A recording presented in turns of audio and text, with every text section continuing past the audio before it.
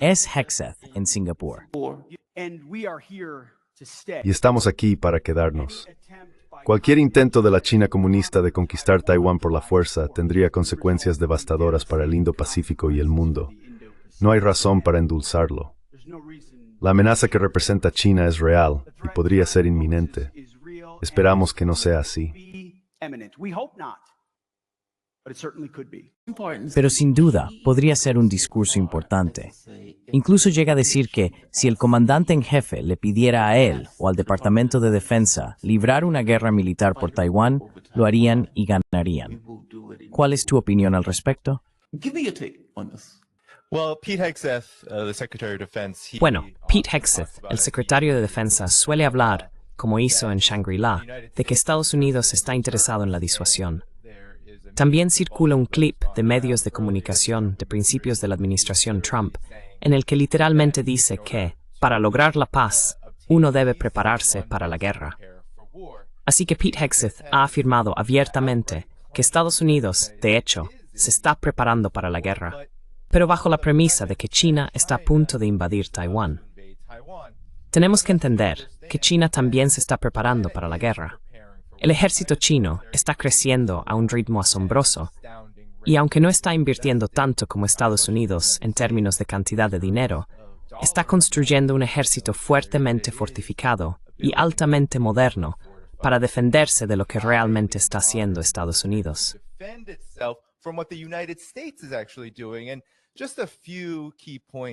Y solo unos puntos clave sobre lo que realmente está haciendo Estados Unidos, que es provocar a China para que consolide y aumente sus gastos en defensa y construya este sistema militar moderno. Se informó hace menos de un mes que Estados Unidos tiene casi 10 veces más personal militar en Taiwán, alrededor de 500, entrenando al llamado Ejército de Taiwán. ¿Para qué? Pues están entrenando para una guerra con China. No solo eso, sino que los ejercicios militares que Estados Unidos ha estado realizando con Filipinas mencionaron explícitamente a Taiwán como la razón de su existencia. Y de nuevo, durante estos ejercicios, Estados Unidos colocó misiles antibuque en islas que rodean Filipinas.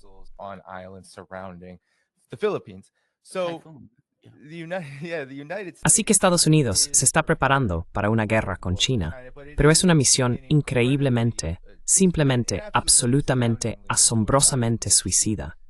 El CSIS, el Centro de Estudios Estratégicos e Internacionales, ha simulado en juegos de guerra la capacidad de Estados Unidos para librar una guerra contra China por Taiwán, y los resultados son absolutamente demoledores. Una de las cuestiones clave que sé que has estado cubriendo, Jamal, es que la capacidad militar industrial de Estados Unidos es en realidad bastante débil. Lo hemos visto con Ucrania. La gente quizá recuerde que durante la administración Biden, cuando se dio luz verde al lanzamiento de misiles ATAK-MS contra Rusia en territorio ruso por parte de Ucrania, lo que terminó ocurriendo en solo un par de meses es que Ucrania agotó los aproximadamente 40 misiles ATACMS que se le habían entregado.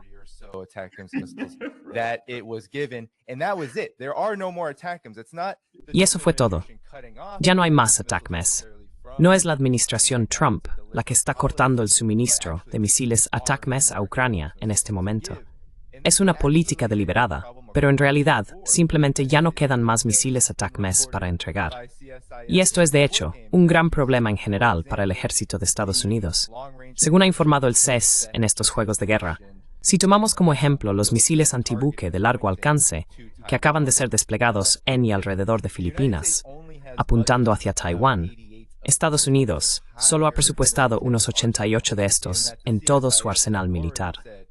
El CSIS ya ha dicho que si Estados Unidos entra en guerra por Taiwán contra China, todos estos misiles se habrán agotado en cuestión de 2 semanas.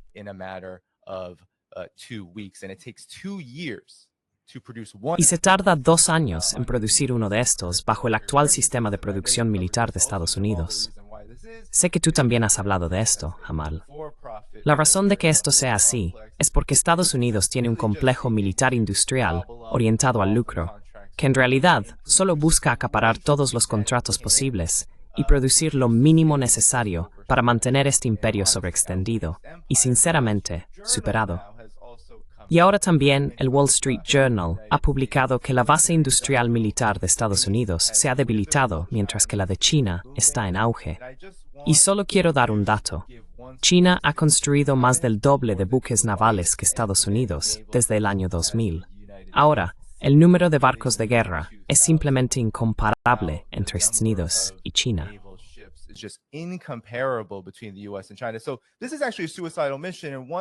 Así que, esto es en realidad una misión suicida.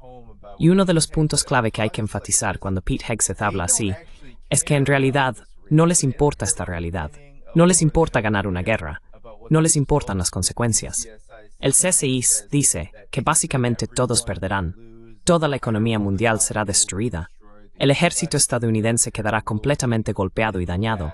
Taiwán será totalmente destruida. Pero ¿sabes qué?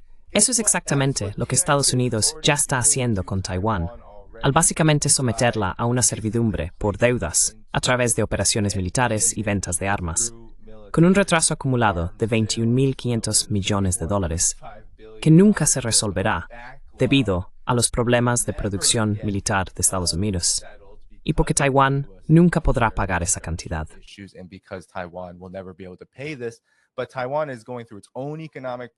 Pero Taiwán está atravesando sus propios problemas económicos. Hay escasez de huevos, hay una alta inflación, y la administración Trump está intentando, a través de esta guerra de los chips, deslocalizar precisamente aquello que Taiwán hace realmente bien, que es fabricar semiconductores avanzados. Están intentando trasladar esa producción de nuevo a Estados Unidos. Todo esto quiere decir que, cuando Pete Hegseth habla así, es Estados Unidos preparándose para una guerra suicida, que en realidad tiene como objetivo contener a China, debilitar a China y, en sus fantasías, derrocar al gobierno y la economía de China para que Estados Unidos tenga vía libre en el mundo, sin ningún tipo de desafío ni alternativa.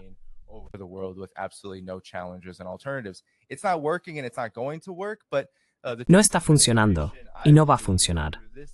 Pero creo que la administración Trump, a través de este discurso, y lo que hemos visto a lo largo de esta administración, está intentando girar en esta dirección con todas sus fuerzas, mientras mantiene los teatros de guerra en Asia Occidental y Ucrania, para satisfacción, por supuesto, de los belicistas que los prefieren. Así que es una situación realmente delicada. De hecho, creo que es una situación muy mala. Y Pete Hegseth parece ser muy bueno exponiendo no solo la misión suicida, sino también la absoluta impotencia del propio imperio de Estados Unidos.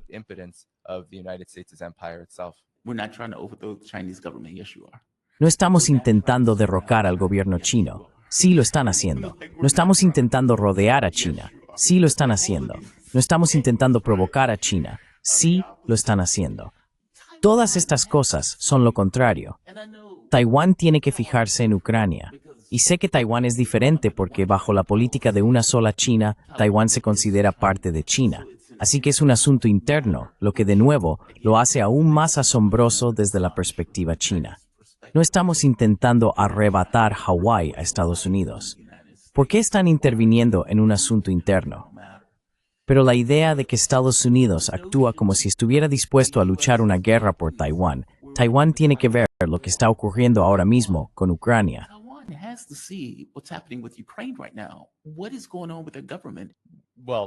¿Qué está pasando con el gobierno? Pues bien, tal y como está constituido actualmente, sí, bajo Lai Ching-te, la administración del DPP, la llamada autoridad gobernante, es de hecho extremadamente radical en términos de su separatismo. Esto ha sido un gran problema para China, el continente, la República Popular China, a la hora de tratar con Taiwán, que hay muy poco margen bajo el DPP para llegar realmente a algún tipo de entendimiento racional y cooperación sobre cómo resolver esta disputa, que es una disputa real. La gente debe recordar que en realidad no es el separatismo lo que está en cuestión aquí, a pesar de lo que afirman el DPP, Lai Ching-te y este tipo de fuerzas. La disputa original sobre Taiwán trata en realidad de cuál es el gobierno legítimo de Taiwán y el gobierno de la República de China bajo Chiang Kai-shek.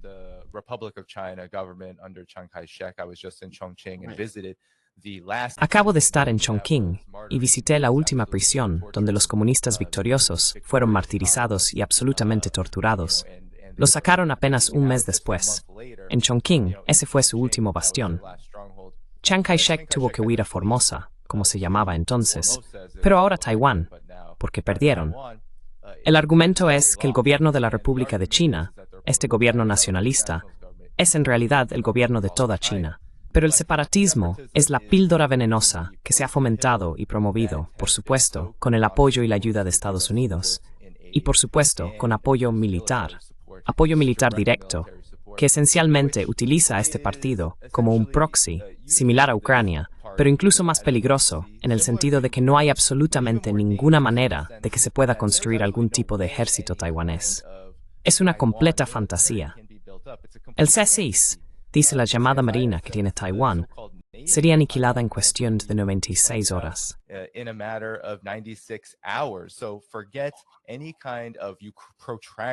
Así que olvida cualquier tipo de conflicto prolongado, como el de Ucrania, cuando se trata de un conflicto sobre Taiwán. Todo esto tiene que ver con que Estados Unidos intenta ser el titiritero en esta isla, que es una parte legítima de China. Y no va a salir bien. El KMT, los antiguos nacionalistas, de hecho el partido de Chiang Kai-shek, están a favor de una sola China y de resolver esta disputa de una manera que pueda funcionar para las partes respectivas, lo que, más o menos, se parecería a lo que es ahora. En realidad, es un modelo de un país, dos sistemas, similar al de Hong Kong, con sus propias particularidades. Pero el DPP no tiene absolutamente ningún interés en hacer esto, lo que lo hace, ya sabes, absolutamente dependiente de los intereses estadounidenses. Y realmente es una misión perdida y suicida, que si todo sigue como hasta ahora, acabará llevando a un desastre total para la Isla Unidas, se sigue con la suya.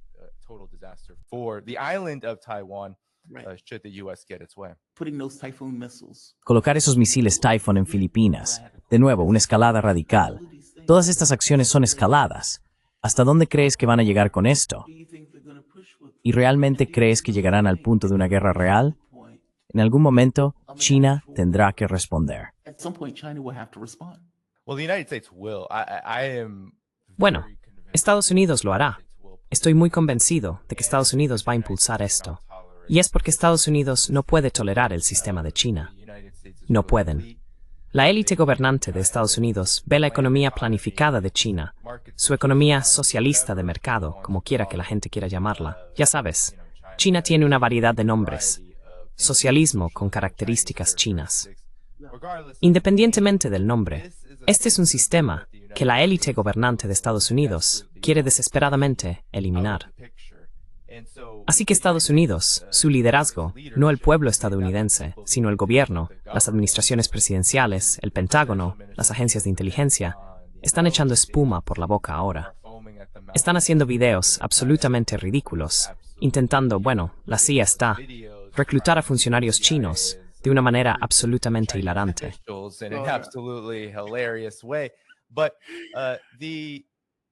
Así que Estados Unidos, su sistema político, su estructura de poder, su lastre imperial, quiere presionar.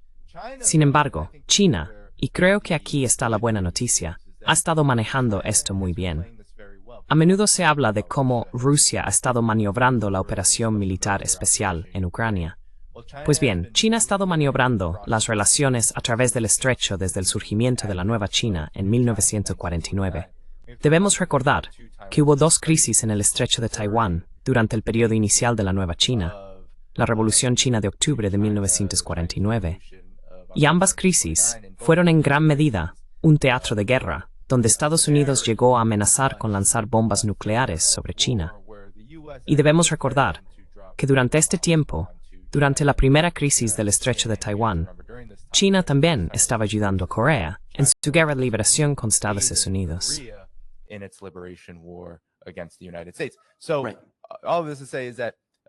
Todo esto es para decir que China ha estado maniobrando en este asunto durante mucho tiempo. China es muy firme en su posición, pero también tiene una política muy basada en principios, que cuenta con un amplio apoyo del pueblo chino. Y es que no hay marcha atrás en cuanto a que Taiwán forma parte de China, y que se hará todo lo posible para garantizar que haya una reunificación pacífica y una resolución pacífica de cualquier disputa existente entre las autoridades de Taiwán y el gobierno de la República Popular China, hasta que, por supuesto, Estados Unidos intervenga y alimente el separatismo. Es en ese momento cuando todo se pone sobre la mesa y habrá guerra. China lo ha demostrado en numerosas ocasiones. Por eso el Mando Indo-Pacífico está tan alarmado.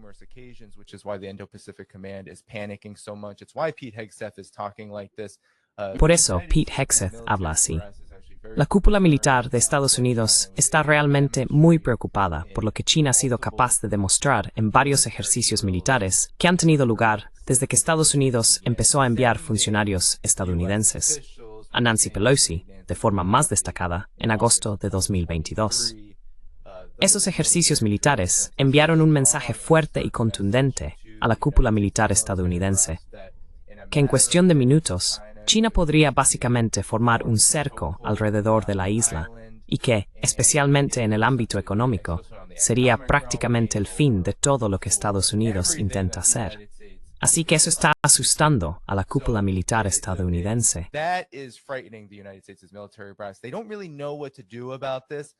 Realmente no saben qué hacer al respecto. La esperanza es que, si Estados Unidos puede, y lo mencionaste antes, hay un enorme cerco militar alrededor de Taiwán, y el difunto John Pilger habló de esto en La próxima guerra contra China, su documental de 2016. Si Estados Unidos puede organizar, y escuchaste a Pete Hegseth decirlo, si todos estos aliados pueden hacer lo que Pete Hegseth quiere que Europa haga por Ucrania, si todos los países de Asia que rodean a China pueden arruinarse e invertir para fortalecer sus ejércitos con armas estadounidenses, apoyo logístico estadounidense y todo lo que sea necesario para librar una guerra con China, entonces eso le dará a Estados Unidos la ventaja que necesita.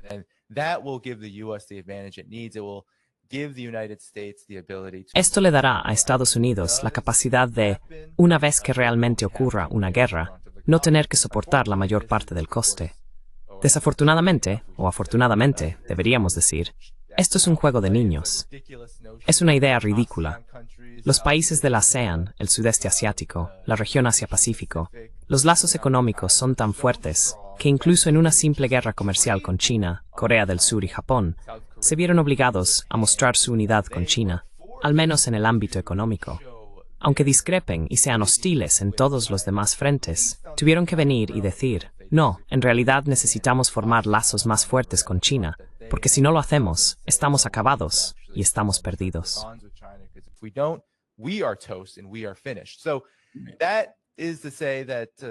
Es decir, sí, la cúpula militar de Estados Unidos, el establishment político estadounidense, la élite gobernante, los que controlan la política exterior, están yendo definitivamente tan rápido y tan fuerte como pueden, en un periodo de crisis para el imperio estadounidense, para prepararse para una guerra con China.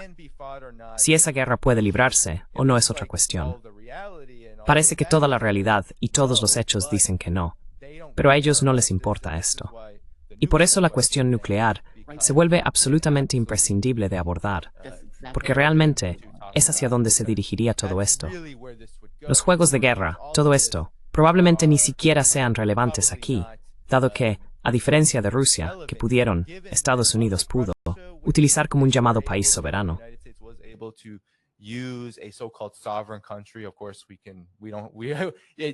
Por supuesto que podemos, no es así. Solo estoy hablando del reconocimiento por parte de la ONU, ¿de acuerdo? Reconocimiento de la ONU. Pero sabemos que Ucrania es un proxy y un títere de Estados Unidos.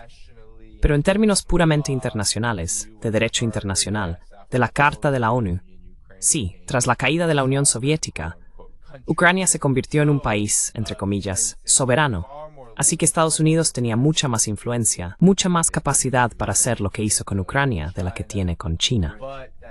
Pero eso no significa que no estemos viendo la formación de una línea roja que podría llevar a un conflicto nuclear entre Estados Unidos y China.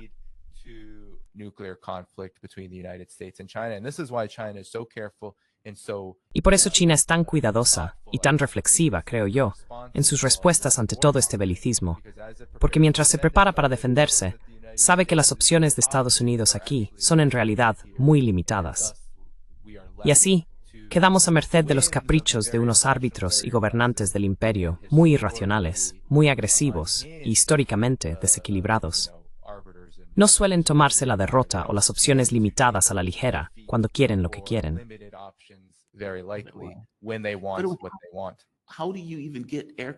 ¿Cómo se pueden siquiera llevar portaaviones a aguas chinas sin que China los destruya, incluso aunque no ponga ni un solo barco en el agua? Solo la idea de que los misiles hipersónicos pueden acabar con esas cosas antes de que se acerquen. No sé cómo funciona esto, salvo que se trate de algún tipo de guerra nuclear.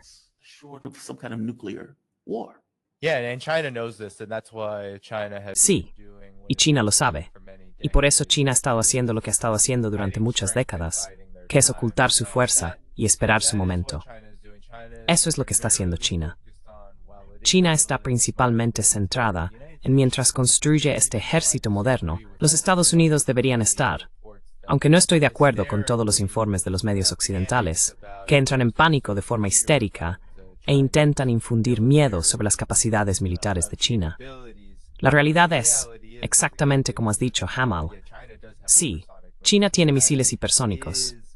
China está superando al ejército estadounidense en este momento en todos los frentes. Quiero decir, acaba de presentar el portaaviones más grande que quizá haya existido jamás. Hay aviones avanzados que han sido lanzados. Los que se usaron en el conflicto entre India y Pakistán son antiguos con lo que China está desplegando ahora.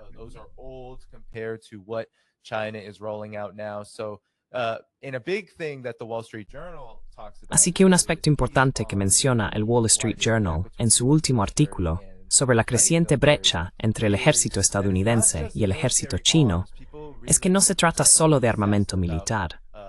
La gente suele obsesionarse con las comparaciones de armas, pero en realidad se trata de todo el proceso de producción. Por ejemplo, en lo que respecta a los trabajadores industriales, Estados Unidos cuenta con unos 17 millones, mientras que China tiene más de 160 millones. Así que estamos hablando de que China puede, en un proceso muy rápido, como vimos durante la COVID, construyendo un hospital en una semana, y en el rápido desarrollo de su base tecnológica y tecnologías avanzadas, China tiene la capacidad, cuando se siente acorralada o amenazada, de reorientar inmediatamente su economía para satisfacer sus propias necesidades.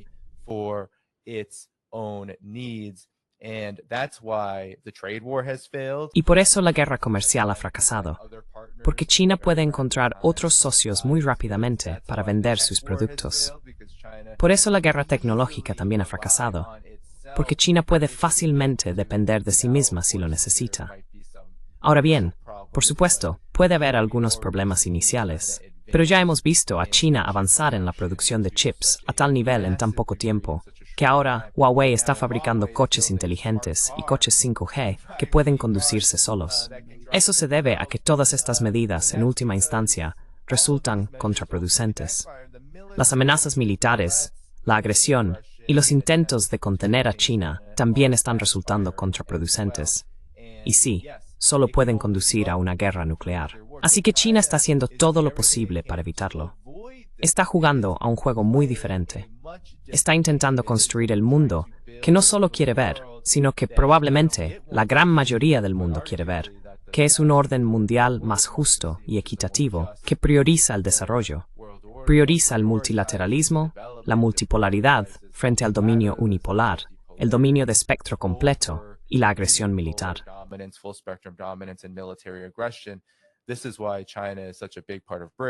Por eso China es una parte tan importante de los BRICS y de la Organización de Cooperación de Shanghái. Por eso, la iniciativa de la Franja y la Ruta ha sido firmada por más de 150 países, con más de $1 billón en desarrollo de infraestructuras. Por eso, África, Asia y América Latina ven a China no solo como su principal socio comercial, sino realmente como su salvavidas económico, mientras que Estados Unidos recorre el mundo sancionando e imponiendo aranceles a cualquiera que considere un obstáculo para su propia hegemonía. Estamos viendo un mundo que está cambiando rápidamente, y de hecho lo está haciendo a favor de China.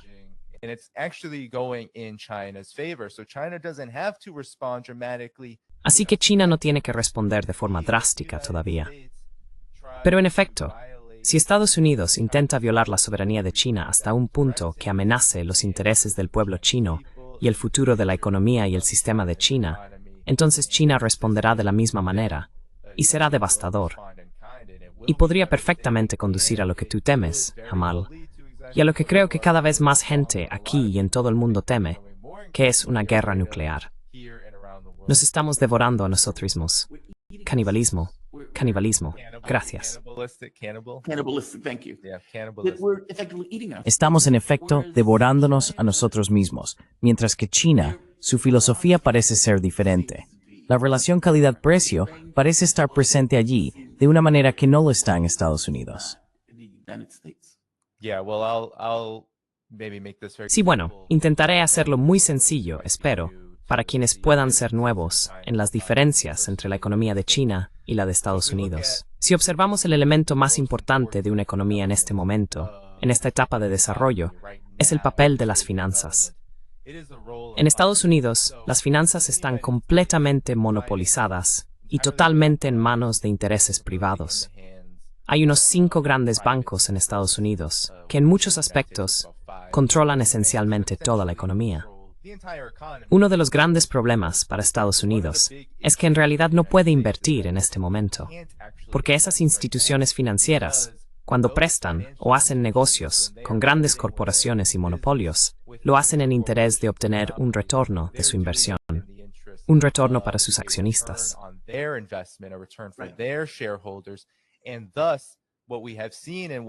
Y así, lo que hemos visto y de lo que economistas como Michael Hudson han hablado es de esta enorme proliferación de la deuda. Porque ¿qué es lo que realmente les gusta a los bancos privados o a los prestamistas privados? Pues les gusta la deuda, deuda que puede acumular intereses, donde pueden obtener un mayor retorno de su inversión. Y esto es precisamente lo que está ocurriendo en todos los ámbitos, incluso con algunos de los mayores monopolios. Sucede con los contratistas de armas. Ellos están endeudados con las instituciones financieras que les dicen, bueno, esto es lo que te daremos para que puedas invertir en X y Z. Por eso este modelo está tan quebrado. El canibalismo en realidad lo sufren las personas, porque son ellas quienes más padecen cuando los bancos imponen deudas a las empresas, a la gente, y sofocan la inversión para poder obtener su propio beneficio.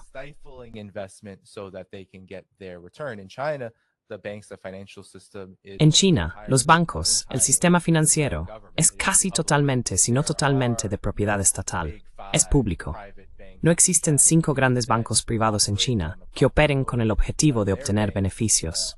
Sus bancos funcionan con la motivación de cómo planificamos una economía e invertimos financieramente en lo que el gobierno considera grandes prioridades. Esto se puede ver en los informes del CSIS. Se puede ver, básicamente, en cualquier informe económico y militar sobre China de los think tanks o think tankistan en Estados Unidos. Su mayor problema es que Estados Unidos analiza cada inversión únicamente de si puede obtener un beneficio día.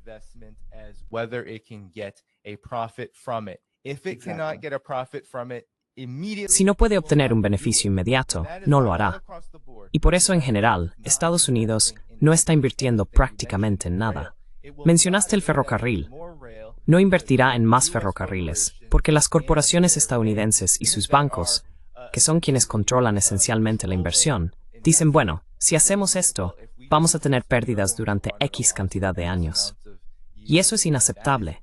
Mientras que en China, los bancos están más que dispuestos a imprimir dinero, invertir en infraestructuras y luego obtener los beneficios más adelante. Esa es la diferencia.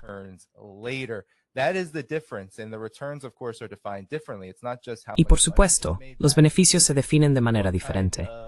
No se trata solo de cuánto dinero se recupera, es qué tipo de economía, desarrollo económico y nivel de vida se puede elevar para personas que antes no tenían acceso a esto.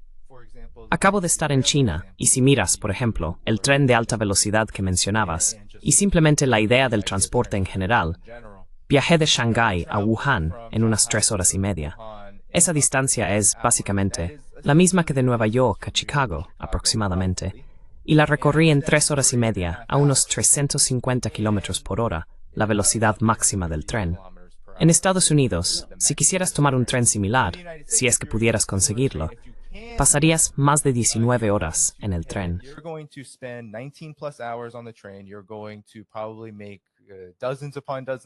Probablemente vas a hacer decenas y decenas de paradas. Es realmente increíble. No es una solución. Vas a volar.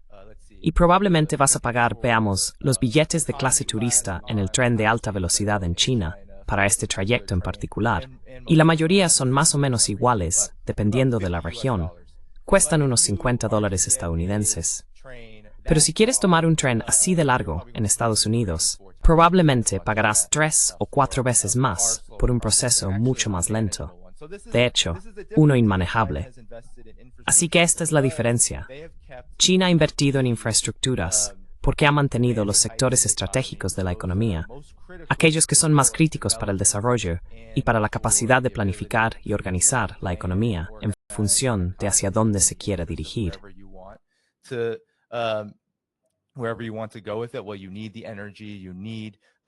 Bueno, necesitas la energía, necesitas los bancos, necesitas las telecomunicaciones, necesitas que estas áreas estén bajo control público, para que el mercado no pueda simplemente determinar lo que quiere el mercado. Porque todos sabemos lo que quiere el mercado. El mercado quiere el máximo beneficio posible, lo más rápido posible. Y eso siempre conduce, por supuesto, a desequilibrios, desigualdad, y a los problemas que ahora estamos viendo llegar a un clímax en Estados Unidos. Un verdadero punto álgido, que es el estancamiento económico y, por supuesto, y el empobrecimiento masivo de la mayoría de la población en Estados Unidos. Esa es realmente la diferencia.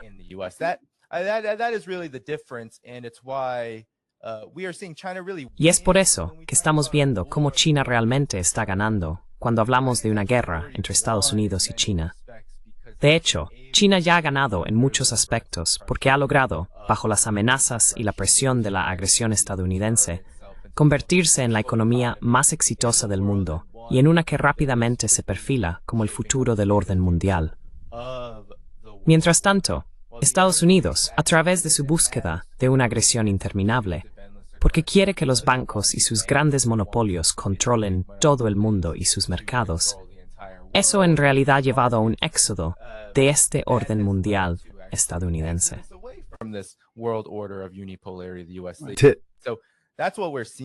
Eso es lo que estamos viendo a gran escala. Y es un camino, creo que es una trayectoria, que podemos esperar que continúe. Eso será así, por supuesto, hasta que el pueblo de los Estados Unidos decida y determine que quiere un destino diferente para sí mismo. Esta avaricia radical no existía antes. Quiero decir, quizá en algún nivel sí. Pero si lo piensas, construíamos puentes, construíamos rascacielos, construíamos metros, solíamos construir esas cosas. Y en algún momento eso simplemente desapareció. Se convirtió, como has señalado, en cómo ganar la mayor cantidad de dinero posible. Y tener una institución política que se opone a trabajar por los intereses del público, que básicamente se aísla y trabaja para sus propios intereses, significa que los problemas del público importan menos que el beneficio, y no solo el beneficio de una empresa en particular. Cuando Donald Trump estuvo en Arabia Saudí, estaba allí para hacer dinero para ciertas personas, y eso no tenía nada que ver con nosotros.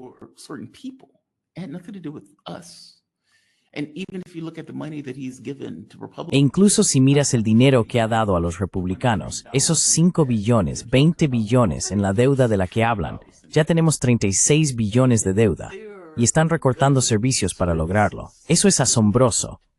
Significa que hay una podredumbre en la forma en que funciona nuestra sociedad, de una manera que no parece ocurrir en China. Ellos tienen un liderazgo competente. Nosotros tuvimos a Joe Biden, que estaba fuera de sí. Ahora tenemos a Donald Trump, que está fuera de sí. Donald Trump ya estuvo antes y también estaba fuera de sí. Kamala Harris no era una opción viable. Así que nuestro sistema político ni siquiera está produciendo líderes competentes. ¿Crees que eso es un problema sistémico?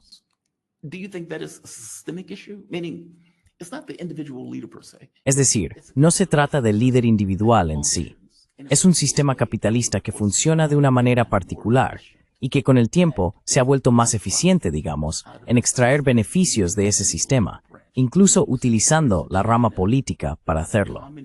Mientras que en China es un sistema comunista que en la práctica se apoya en un sistema capitalista, es decir, ponen una correa al perro y lo montan para sacar el máximo beneficio posible.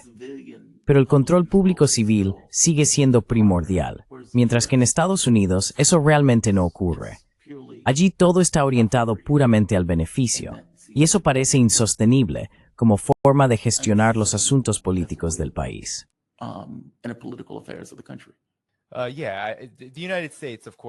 Estados Unidos, por supuesto, desde sus inicios, siempre ha tenido al capital al mando. Eso no debería sorprender a nadie.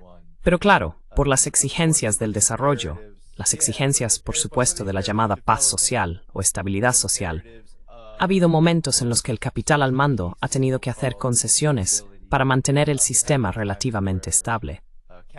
Por ejemplo, vimos esto durante la llamada Guerra Fría y en torno a la Segunda Guerra Mundial, cuando Estados Unidos tuvo que invertir masivamente en su base industrial para construir un complejo militar industrial y además repartir algunos de esos frutos del desarrollo entre los trabajadores para que no miraran, por ejemplo, a la Unión Soviética y dijeran: oye, yo quiero eso.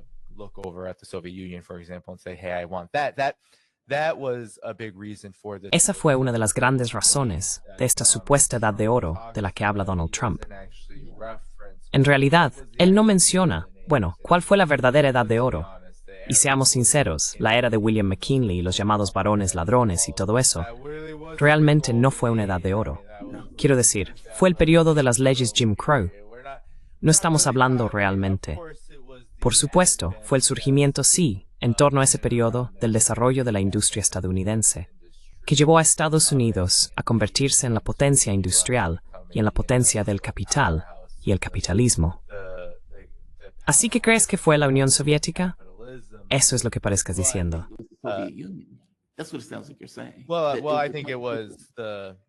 Bueno, creo que fue durante la Segunda Guerra Mundial, por supuesto, cuando comenzó la verdadera edad de oro para Estados Unidos, que aún recuerdan generaciones vivas hoy en día.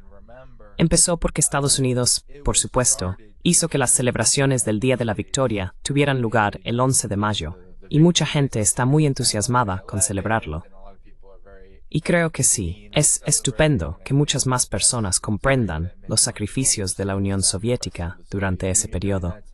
Pero también hay que entender que Estados Unidos hizo todo lo posible por mantenerse al margen de esa guerra para poder salir de su propia crisis económica prolongada, que amenazaba con hundir al capitalismo estadounidense en su conjunto.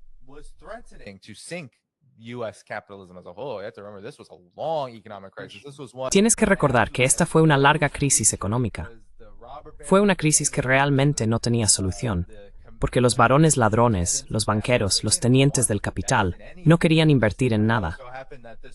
Simplemente ocurrió que esta guerra empujó al gobierno a decir: vale, ¿y si invertís en esto?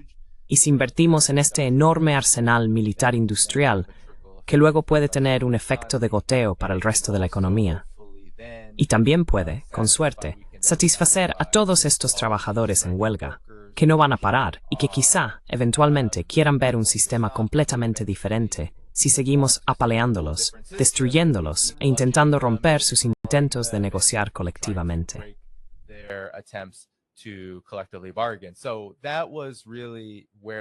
Así que de ahí es de donde realmente surgió la Edad de Oro, de la crisis de dos frentes, una recesión o depresión, y la resistencia a ella, además de una guerra.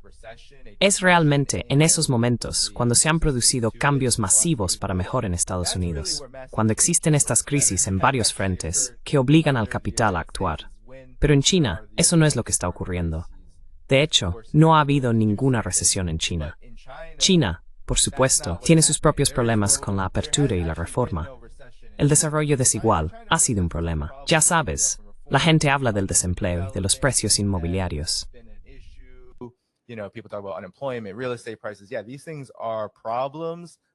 Sí, estos problemas son en parte problemas del mercado, pero también desequilibrios generales dentro de un país y una economía que aún se están desarrollando.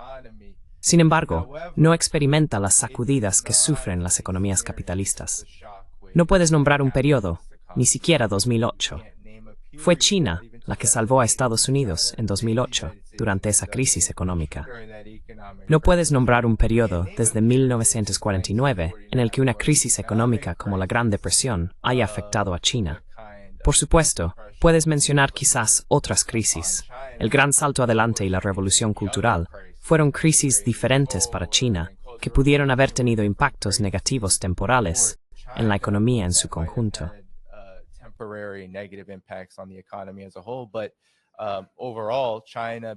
Pero en general, China, debido a que tiene una economía planificada, porque su gobierno dirige el mercado y el desarrollo, tiene una ventaja importante a la hora de maniobrar en las crisis en beneficio de China y para el bienestar del pueblo. Por eso, goza de tanta confianza y apoyo generalizados por parte de la población china, porque pueden esperar que sus vidas mejoren con el tiempo. Mientras que aquí ocurre lo contrario.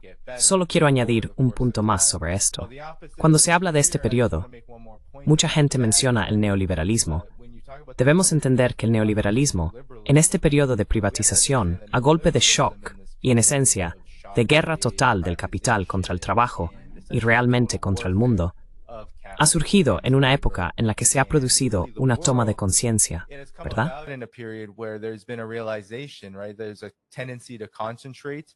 Existe una tendencia a la concentración cuando el capitalismo está al mando. Hay una tendencia a monopolizar. Luego, hay una tendencia a buscar la maximización de beneficios a toda costa.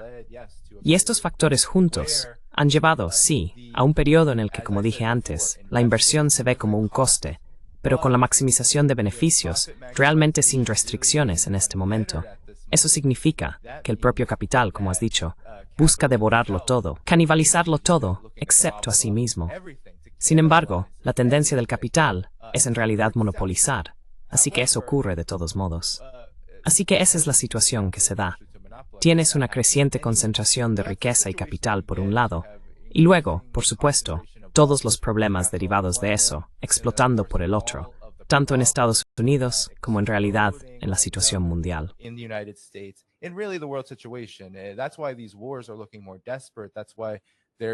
Por eso estas guerras parecen cada vez más desesperadas.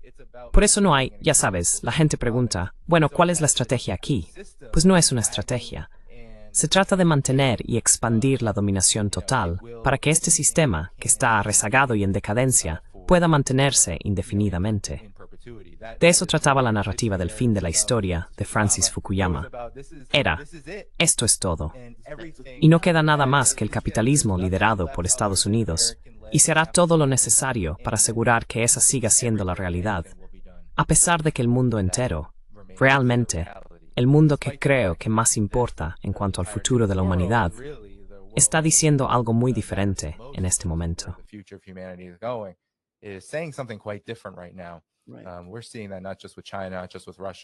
Estamos viendo eso no solo con China, no solo con Rusia, no solo con las partes más vocales y activas del mundo multipolar, sino que lo estamos viendo en la mayoría global, de formas más silenciosas, que reflejan el propio sentimiento de aislamiento de Estados Unidos.